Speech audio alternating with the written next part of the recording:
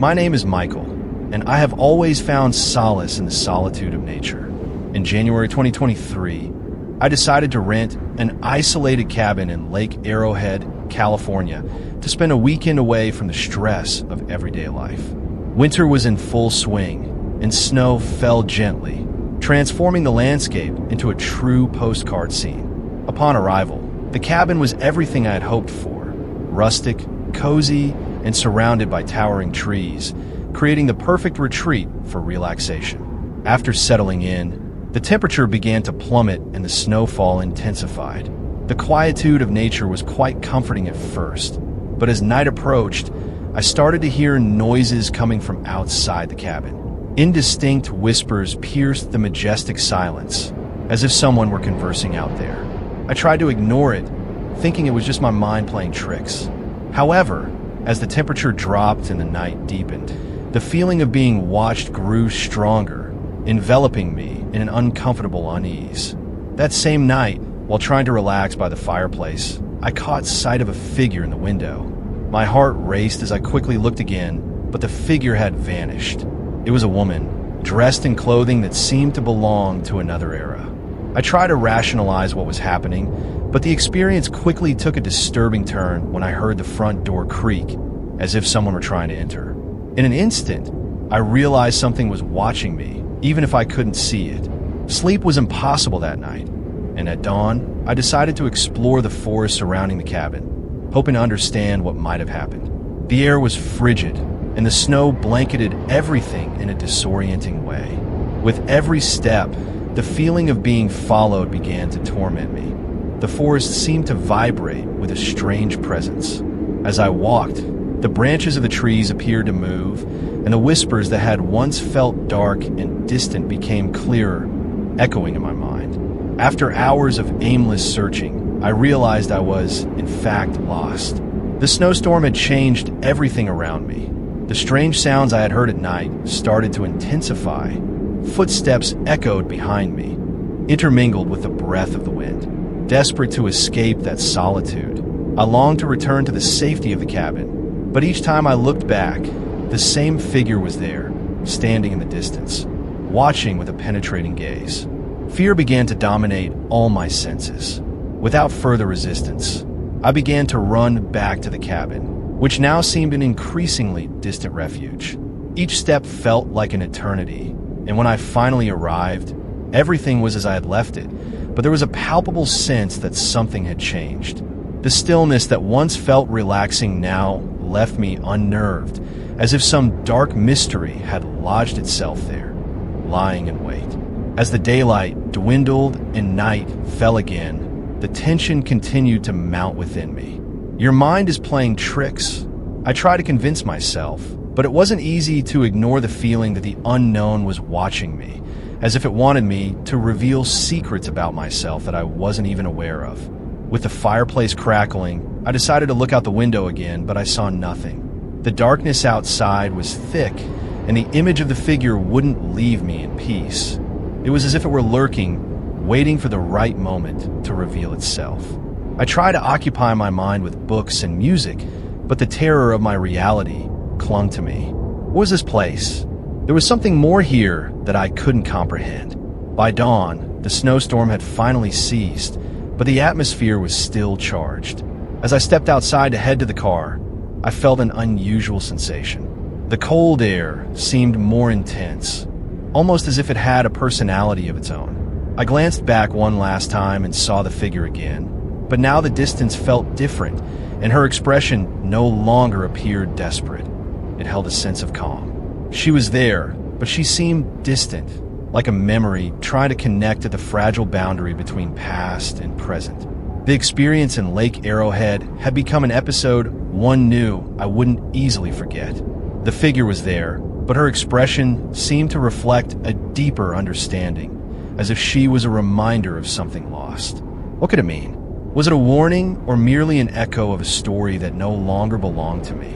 Questions swirled in my mind like leaves in the wind, and panic began to rise again within me. When I finally got into the car, a wave of relief washed over me, mixed with a shadowy sensation I couldn't describe. I put the key in the ignition and started the engine, eager to leave that place behind. But before I could drive away, I took one last look at the cabin. What once seemed like a cozy refuge now looked like a trap, as if there was a tempting invitation for me to return, but without revealing the price I would have to pay. As I drove toward the forest exit, I couldn't shake the impression that the figure was following me, even though she was physically distant. Looking in the rearview mirror, I saw the weak light of the sun filtering through the trees. But even then, the beauty of the scenery felt like an uncomfortable contrast to the unease that inhabited my heart. The silence inside the car was deafening, and with every curve I took, the compulsion of haunting memories grew stronger. When I reached the pavement and left the forest behind, there was a blend of relief and confusion. What had happened there? And why was I so sure that the figure had a connection to me? The desire to research more about the cabin's history and the figure felt irresistible, but the fear of discovering something I couldn't bear held me back. Deep down, I knew there was something unusual about that place, but I was determined not to feed that curiosity. The days that followed were a constant struggle. Each time I closed my eyes, the image of the woman returned, and I heard her whispering my name amidst the night breeze. What should have been a relaxing weekend turned into an experience that reverberated quietly but constantly in my life. That invisible connection to that place haunted me, and I was desperate to understand what was happening. I tried to move on, keeping my mind occupied with work and friends. But sooner or later, I found myself unable to stop thinking about the cabin and its shadows, about the tales the inhabitants might tell about it, and the voices that once echoed there. I decided to look for others who had also experienced similar events and searched online for stories about Lake Arrowhead and visitor accounts. When I found a forum, to my surprise, a wave of similar experiences unfolded before me. The stories were varied, but a clear pattern emerged. Many spoke of encounters with enigmatic figures and sensations of being watched. My heart raced as I realized I was not alone. For a time, I felt that I had found a community that could understand what I had lived through. One that, like me, was seeking answers to experiences that defied logic. As time passed, the desire to learn more about the place became stronger than the fear. I decided I needed to return to Lake Arrowhead, but not as a fugitive. I needed to confront what was there. I organized a new trip, this time with the goal of uncovering the truth behind the figure in the cabin. The stories I had found only ignited my curiosity further. I needed to know whether the figure in the window was a ghost, a memory, or something deeper and more disturbing. And so, months later, I found myself once again on the road to Lake Arrowhead, snow gently falling around me. The feeling that I was heading toward a crucial meeting accompanied me. As the cabin came into view, a mix of anxiety and determination grew within me. The forest looked exactly as I remembered, but now it felt sharper, more aware.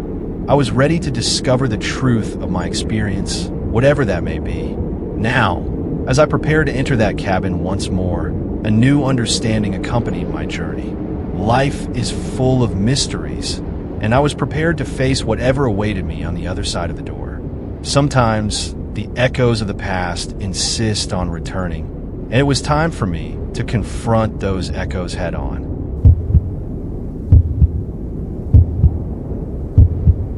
My name is Sarah, and I'm a hiking enthusiast. In December 2022, I organized a winter camping trip with some friends in North Conway, New Hampshire. The energy was high as we set up our wooden cabin, surrounded by a thick forest blanketed in snow. That first night was magical. The trees sparkled under the moonlight, and everything seemed perfect. But as the cold settled in, an internal alert began to form, a feeling that something was amiss. After a long day of hiking, we gathered around the campfire, warming ourselves while sharing stories of our adventures. During dinner, my friend Jake started to recount strange encounters he had read about online, cases of people feeling like they were being followed in the woods. What began as a fun moment quickly turned ominous when we decided to head out for a night walk under the stars. The snow glimmered in the moonlight, but with each step we took, it felt as though we were cloaked in foreboding signs of disturbing events. The weather began to shift and the temperature plummeted. The wind howled through the trees, and soon the group started hearing whispers and echoes that put us on high alert, as if someone were trailing us. Occasionally, I would turn around, expecting to see something or someone, but there were only trees and shadows. What was more frightening was that the sensation of being watched only intensified, brushing against our very essence. When my friends' faces grew pale, I decided it was time to head back. Upon returning to the cabin, the door was slightly ajar, and we hadn't left it that way. The feeling that something was waiting for us inside made me uneasy. As we entered, Jake disappeared toward the back, and soon we heard his screams echoing through the cabin. I rushed to find him standing in the living room with a look of panic etched on his face, his eyes wide as if he had seen a ghost. He pointed toward the window, and when I turned to look, what I found made my blood run cold. A massive shadow was moving among the trees, just feet from the cabin. However, when we tried to take a closer look, the figure vanished into the darkness, like a whisper lost on the wind. Everyone in the cabin went into alert mode, and a sense of despair began to spread among us. I started to feel that we were not alone. The snow began to fall again, but it now seemed heavy, as if an invisible being were distorting the weather, making it even more oppressive. The creaking of the cabins would harmonize with the sound of the storm outside, and the feeling that something was approaching made fear settle in our hearts. The night passed with all of us on edge, alert to any sound. We tried to communicate about ordinary things, but the sensation of being watched never faded. When I finally thought the worst might be over, we began to hear whispers outside the cabin, distant and confusing echoes that mingled among the trees. They were voices, but we couldn't discern what they were saying. It was as if something or someone were knocking at the door, inviting dark secrets inside. As dawn approached, the whispers grew clearer, yet still remained unintelligible. When I finally managed to rest, sleep was filled with unsettling nightmares where that shadow surrounded me, closing in circles, getting closer each time. I woke in a cold sweat, my heart racing, reminding me that the feeling of danger never abandoned me. In the morning, we decided it was time to leave that place. As soon as we stepped out of the cabin and ventured into the forest, we found marks in the snow, as if something had followed us during the night. The footprints looked strange, forming a pattern toward the trail we typically took, yet they didn't appear to belong to any animal we recognized. Fear began to mingle with confusion. Why were these tracks not visible before? Although we had left North Conway, the feeling that something or someone had followed us didn't leave me in peace. The winter that should have been a space of tranquility had transformed into a nightmare. The shadow in the forest became a constant alarm in my mind, and with each passing day, as I tried to return to my routines, the memories of that night seemed to intensify. I couldn't help but let the image of the shadowy figure linger in my memory. Its hollow eyes and oppressive presence haunted me in every corner of the house, in every scene of the town. What was meant to be a moment of fun among friends had turned into a burden that we all carried. As the days turned into weeks, the whispers of the forest began to infiltrate my dreams. I would wake up in a cold sweat at night, the voices floating in my ears. In search of answers and some sense of the terror we experienced, I started researching the forest on online forums and communities dedicated to the supernatural. I discovered that for years, visitors had reported similar experiences, voices echoing among the trees, visions of shadows, and the feeling of being followed. With each new account I analyzed, a part of me felt relieved to know I wasn't alone, but another part worried that the forest was more than just a beautiful backdrop. It was also a place that harbored dark secrets. Some people mentioned a group of strangers who were supposedly performing rituals in North Conway, which made me question whether the whispers and shadows could somehow be connected to events that had occurred long before a camping trip. In light of this, I gathered my friends, each of them reluctant but aware that we needed to share the experience. We discussed our camping trip in the forest, and with heavy hearts, we resolved that making a new visit to that area could be our first step toward confronting our fears and understanding the reality that surrounded us. We were all aware of the risk, but curiosity also pushed us forward. We decided to return during spring weekend, when the snow had melted and the forest was rejuvenated. The thought of going back was terrifying, but the idea of solving the mystery had become a shared obsession among us. And so, with nervous hearts, we drove back to North Conway, each of us remembering the promises to face our demons together. Upon arriving at the forest, the air was fresh, and although the sun shone brightly, a shadow of tension seemed to float among the trees. Walking the same trails was an agonizing experience. The silence surrounding us felt more oppressive than before, and even the birds singing in the distance seemed further away. We were acutely aware of what we might find, but curiosity and the desire to close that chapter drove us onward. With racing hearts, we ventured into the forest, now more determined than ever. The first night was filled with chatter, but the feeling of being watched was ever present. Time seemed to pass slowly, and when night finally fell, we sat around the campfire, nervous and alert. The air was thick with anticipation, but also fear. It was as if the forest was on the brink of revealing its secrets. Throughout the night, we heard familiar sounds, whispers mingled with the wind, telling ourselves we shouldn't be afraid. I glanced at my friends and saw the same unease reflected in their faces. Determined to discover the truth, we decided to explore where the shadows grew deeper.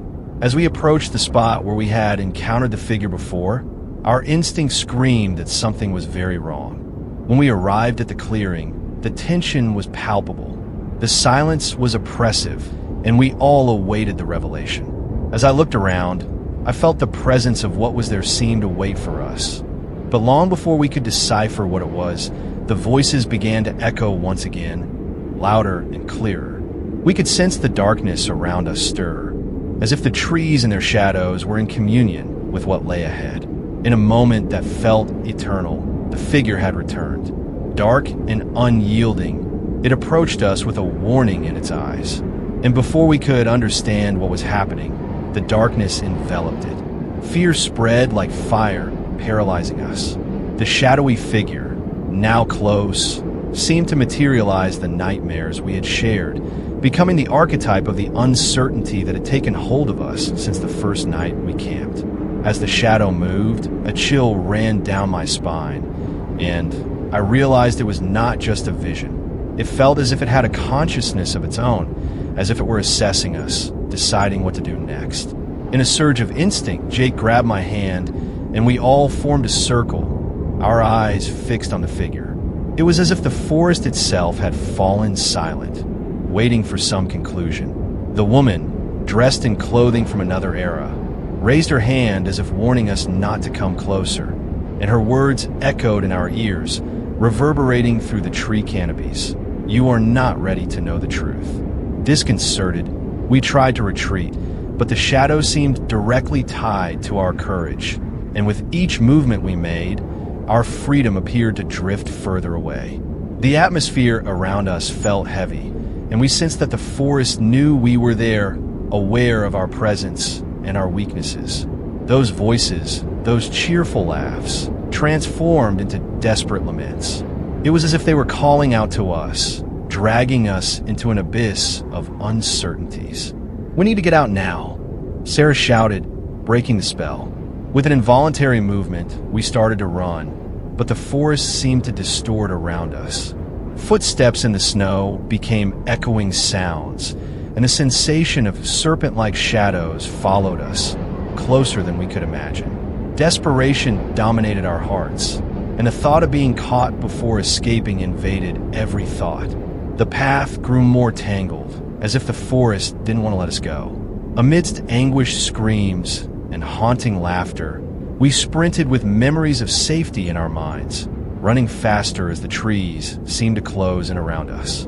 What should have been our salvation was now becoming our prison, and the echoes of the voices continued to call to us, questioning our sanity and the logic behind our flight. Our panic intensified as we reached the clearing where we had been before. Without thinking, we tried to squeeze between the trees, but there was no clear path to escape. We fell onto the snow-covered ground, the cold mixing with the heat of adrenaline pulsing through our bodies. Whatever was following us seemed to draw nearer, closer than ever, and the figure we had seen earlier was not far away. For a moment, everything became empty, and we felt suspended in time. The wind stopped, and we could hear our own hearts beating in unison, caught in the space between what could be life and the darkness of that forest. The voices began to whisper, now more insistent, as if the place was trying to tell us a secret, but whatever it was remained shrouded in gloom. Without thinking, I decided to shout, "We're only here to understand.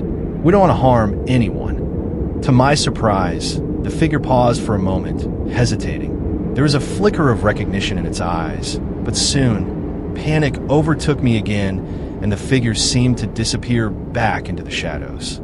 Finally, something inside me made a decision. It's now or never, I thought, and I pulled my friends toward an opening that had revealed itself in the darkness. With strength and determination, we ran with all our breath. And to our surprise, when we reached the end of the trail, I saw the light shining over a clearer area of the forest. The fresh air had a sweet scent of freedom, and as I looked back, I realized the whispers had vanished. When I arrived at the cabin, I didn't turn around. I knew that what we experienced that night would forever remain on our lips and in our hearts. The echoes of the forest, the voices, and the shadows that haunted us were not mere illusions. They were reminders of what we had crossed. And so, we left North Conway behind, but not without carrying the mark of the forest and the lesson we learned. The shadow of the forest still weighed on our hearts as we drove back home. The intensity of the experience seemed to have changed something within us. What was supposed to be a mere getaway to connect with nature had turned into a nightmare that would always be remembered. The feeling of having narrowly escaped lingered with us. But there was also a nagging curiosity about the figure we encountered, which was beginning to transform into a riddle we could not unravel. As we passed through the well-lit streets of the city, everything around us felt mundane. The sounds of everyday life contrasted brutally with what we had faced. The smell of asphalt, the laughter, and the excitement around us could not erase the image of the dark woman, nor the whispers that still seemed to echo in our minds. When we finally arrived home, a restless silence engulfed the atmosphere, as if the echoes of the forest had found refuge here too. Reluctant to confront what we had experienced in that remote place, we decided not to speak about the ordeal with anyone. Each of us, in silence, struggled to process the terror we had lived through, but the shadow continued to follow us. Each night, as I tried to sleep, the image of the hooded figure and the distant voices haunted my dreams, and I began to wonder what really happened on that trail. As the days passed, the experience became a topic of conversation among us, but always at a distance, as if speaking about it aloud could invoke the memories once more. It was like a silent pact, a mutual understanding that having lived through those intense moments had drawn us closer together. However, the connection to the forest began to leave its marks, and a need to know more drove me to research accounts from others who had experienced similar encounters. That's how I discovered an online group dedicated to sharing stories of inexplicable encounters in forests. The stories were similar to ours. Visitors who heard whispers, strange sounds, and even encountered figures resembling the one we had seen. I realized that those voices and mysterious happenings were not exclusive to our experience. There was a narrative unfolding in the shadows of the forest. I decided it was time to gather my friends again and share what I had found. We organized a video call where we discussed the experience in detail, and the emotions we had kept bottled up felt liberating. Talking was like breaking an invisible barrier. We began to realize that we were not alone, and that the forest had stories to tell that many might choose to ignore. Together, we resolved that our next mission would be to revisit the site, but this time as researchers in search of answers, not just as tourists. With a renewed sense of purpose, we began planning our new adventure. The idea of facing the unknown again was both exciting and terrifying. In our minds, we believed we could unravel the mystery of the shadow and bring some peace to the enigmatic woman we had seen. Drawing upon the memories of our last trip as our guide, We planned an expedition that would allow us to investigate the accounts we had found and relive our connection to the forest, but now with a new perspective. On the day of our departure, the energy was charged with anticipation. As we arrived in North Conway and made our way into the forest, feelings of fear were replaced by the adrenaline and determination that united us. However, as soon as we entered the trail, the familiar sensation of being watched wrapped around us once more. The wind began to whisper among the trees, as if warning us. As we approached the clearing, the tension was palpable. Remembering what we had gone through, we remained alert, but with the hope that the knowledge we had gained would allow us to make better decisions. The sense of connection and the need to understand what we were about to face was evident. And there, in the shadow of the tall, snow-covered pines, I felt that we were about to uncover the hidden truths that lay within the depths of the forest. With each step toward that place, we made a silent pact. We were ready to confront the shadow that haunted us, determined to understand what had happened and free ourselves from the deep weight it had imposed. The forest had become a symbol of resilience, and we were a united group in search of truth, prepared to unveil the secrets that its shadows concealed. As we moved deeper into the woods, the air felt charged with an electric energy, a mixture of anticipation and fear. We exchanged glances, each of us silently reassuring the others that we were in this together. The path, although familiar, seemed transformed by our new perspective. Every rustle in the underbrush and every whisper of the wind heightened our senses. But instead of being afraid, we felt a strange sense of empowerment. When we reached the clearing, it felt different, almost as if the place recognized us. The weight of our previous encounters lingered in the air, but we stood together, united by a determination that pushed back against the fear. We took a moment to breathe, reminding ourselves of the purpose driving us forward. Then we began our search, carefully examining the area for any signs or clues that could explain the mysteries we had encountered. Each shadow cast by the trees seemed to beckon us to delve deeper into the unknown. And as we worked, we shared stories and insights, weaving together our experiences into a tapestry of understanding. We understood that uncovering the truth wouldn't come easily, but we felt bolstered by our resolve. No matter what we discovered, we were committed to confronting the past and reclaiming our connection to the forest. With every step, we moved closer to unveiling the enigma that had haunted us, ready to shed the burden of our fears and embrace whatever awaited us in the shadows.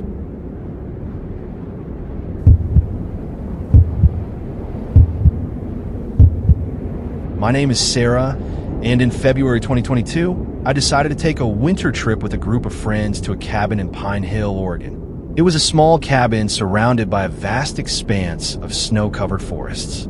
The place had a rustic charm, and we were excited to disconnect from the modern world and enjoy moments of tranquility and adventure. After settling in, we spent the afternoon skiing and building snowmen, laughing and having a great time as the snow fell lightly. However, as night fell, an inexplicable change overtook the atmosphere. The wind began to howl, and a biting cold settled over the cabin. While everyone got comfortable for the night, a sensation of unease began to creep over me. My friends started sharing stories about a supposed watcher who had been spotted by travelers in the forest. I, in a moment of skepticism, dismissed it as an urban legend, but deep down, something told me I should stay alert. Later that night, while we were trying to relax by the fireplace, I heard a noise outside. It sounded like a knock, followed by a faint creaking of branches.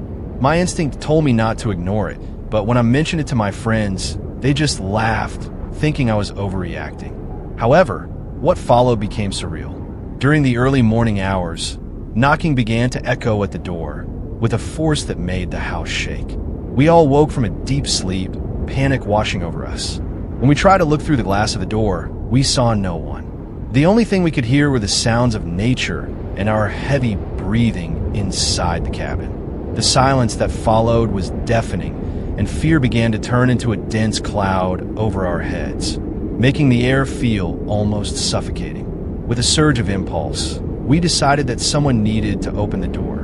Matt, always the bravest, volunteered. He approached, and as he opened it, all he saw was a strong gust of wind that extinguished almost all the lights, plunging the cabin into darkness. "There's someone out there," he shouted, and the scene erupted into chaos filled with screams and panic. Fear spread like wildfire, and in the confusion, we realized that we needed to come together. As we tried to get a better grip on what had happened, we noticed footprints in the snow leading toward the forest but not coming back. Paranoia began to seep into our hearts. What could that presence be? While one of my friends suggested that we should go out and investigate, the idea seemed absurd to me. The excitement that had once united us had now twisted into a knot of anxiety. As panic set in, we decided to turn on our flashlights and form a group. The tension was palpable, like a taut wire ready to snap. The path to the door felt like a labyrinth, but with racing hearts, we exited the cabin, the snow crunching under our feet with each step. The trees around us seemed more imposing and threatening, their shadows twisting beneath the light of the lanterns, almost as if they were watching us. When we reached the spot where the footprints ended, we found a clearing, but what lay before us was only darkness and the sound of the wind whispering through the trees. The silence was nearly deafening. As we looked around, we realized that beyond the trees, there was a sensation that we were being watched. And when I looked again, I caught a flash of movement, a shadow darting swiftly between the trees. My hands began to tremble with fear, and adrenaline coursed through me. The figure appeared to be a man, but his long and indistinct silhouette made it impossible to recognize his identity. With a gesture, David tried to call out to him, but the only response was the echo of his voice fading into the shadows. It was now or never. The pressure was intense, and our decision was unanimous. We needed to turn back. Desperate, we decided to return to the safety of the cabin. The way back felt more treacherous, and each step sounded like a betrayal of our survival instincts. When we finally arrived, we locked all the doors and windows. My stomach twisted in a knot of anxiety as we surrounded the room, attempting to regain our composure. The tension was now palpable, and the silence of the cabin, which had once been comforting, now felt like a cavernous echo. The presence of that figure, the shadow we had glimpsed, haunted us. The expressions on my friends' faces mirrored what we all felt.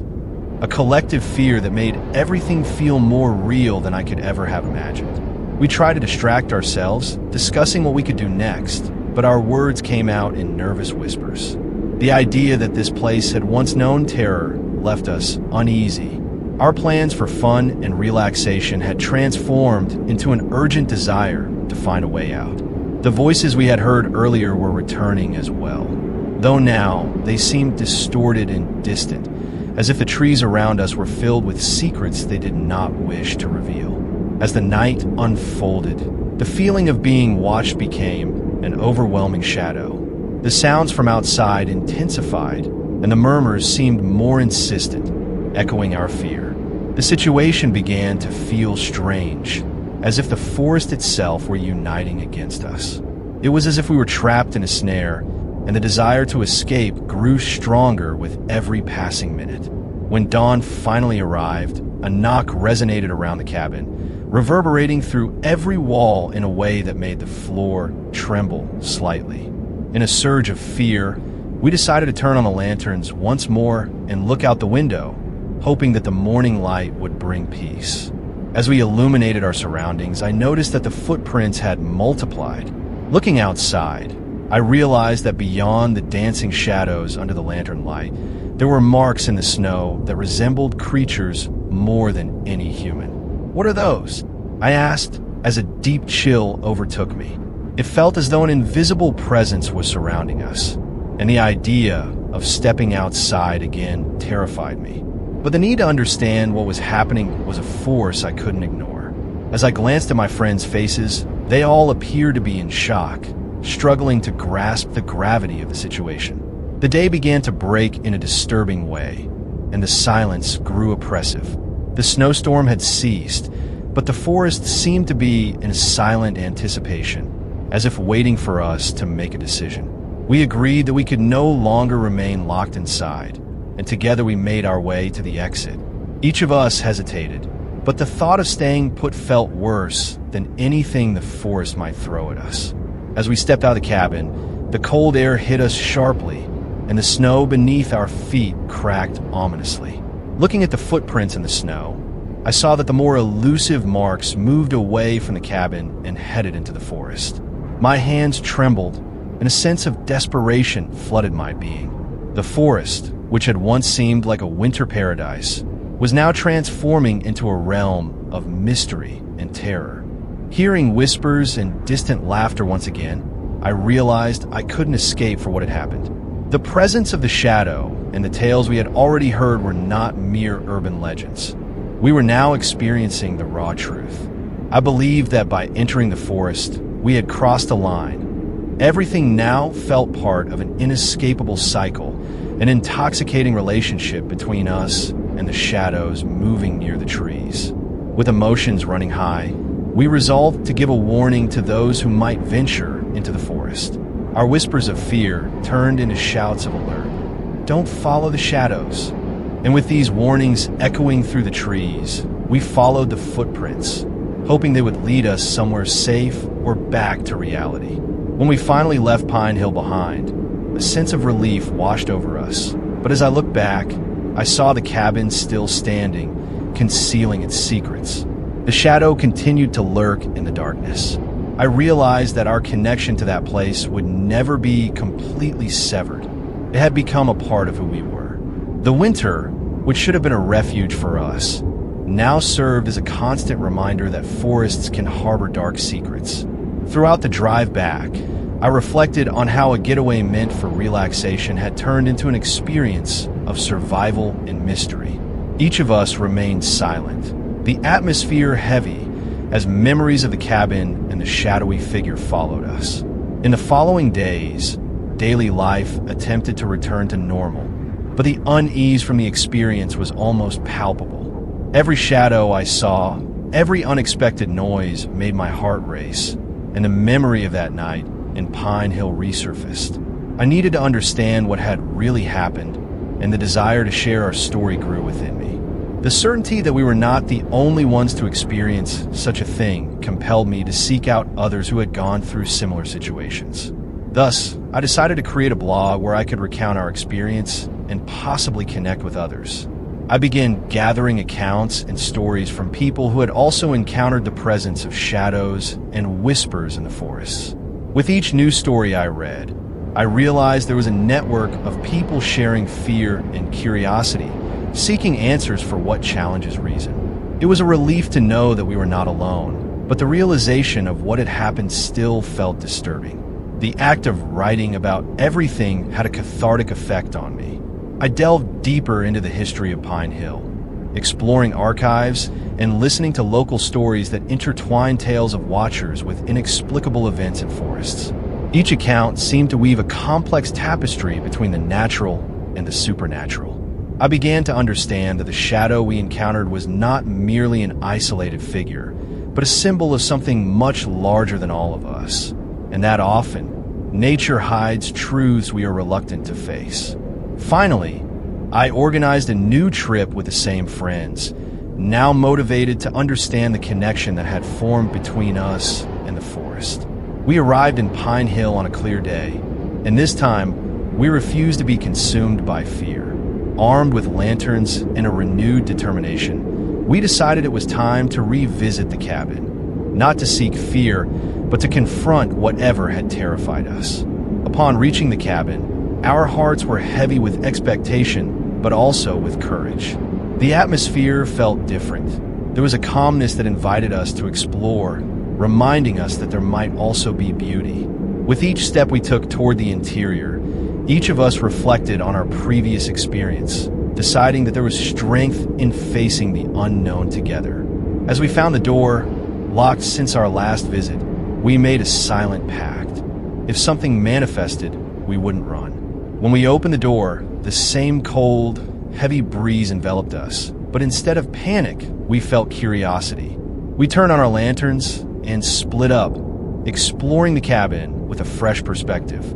The echoes of our previous story rooted themselves within us, but we wanted to write a new chapter. It was then that we discovered a diary hidden between the loose floorboards. Opening it revealed accounts from a previous group of travelers who had also felt the presence of the Watcher, detailing a figure that was chillingly similar to the one we had seen. Those who wrote had attempted to confront the entity and sought to understand its presence.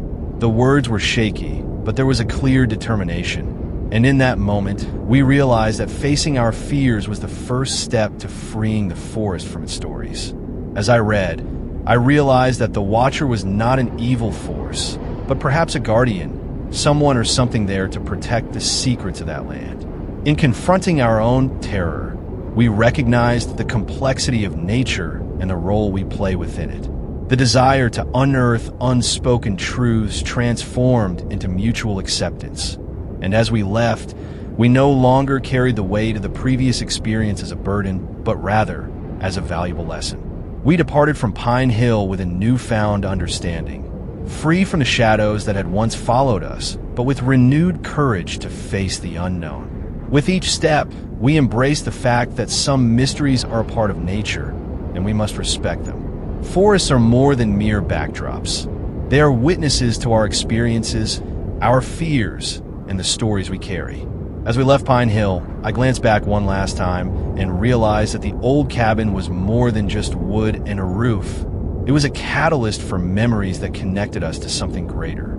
The Watcher, often seen as a threat, was now becoming a symbol of protection, reminding us that nature has its own way of preserving us amid challenges and uncertainties. As we drove back to civilization, our thoughts were intertwined with reflections on those winter nights. The presence of the Watcher and its stories were not just something to fear. They were part of the narrative of a place that chose to share its wisdom with us. The feeling that it was watching over us now held a new light, a reminder that every shadow carries a story and that curiosity about it can lead to spaces of understanding and acceptance. The experience became a narrative we decided to share in a blog about outdoor adventures. We wanted others to know that nature can be both a home and a space of mystery, that forests hold stories that deserve to be respected. And as the stories of Watchers, shadows, and connections spread through the blog, our community began to grow, bringing forth new tales that echoed our own. With each new account we received, we felt the network of unity forming. There was courage in the vulnerability of others, people who also faced their falls into shadows and found a safe place to share their experiences. We learned that nature has the capacity to both heal and haunt, and recounting these experiences helped break the barrier of fear that had once overwhelmed us.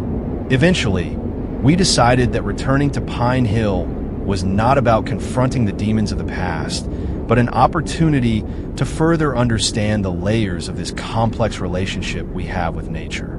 We planned a new visit, now filled with anticipation and a renewed awareness of what we were about to face. The fear had transformed into a profound respect, and the desire to decipher what the forest still had to offer kept us grounded.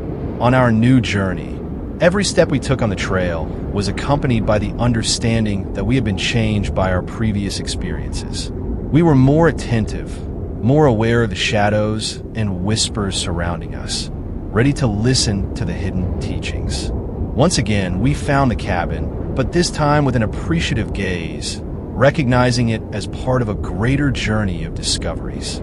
The Watcher was no longer a frightful presence, but perhaps an ancestral guardian, an echo of the stories from those who came before us. As we opened the diary we had discovered on our first visit, we read the heartfelt words of those who had ventured there before. The connection was intense and genuine. We knew these stories were not just about fear, but about the struggle for understanding. With the diary as our guide, we began to connect with the history and essence of the place. Throughout the visit, we realized that the true mysteries unfolded not in the shadow, but in the light. Each step became a celebration of our courage and a recognition of our vulnerabilities. The Watcher was no longer a burden. Instead, it became a force that inspired us towards unity and redemption, a testament to the beauty and complexity of everything around us.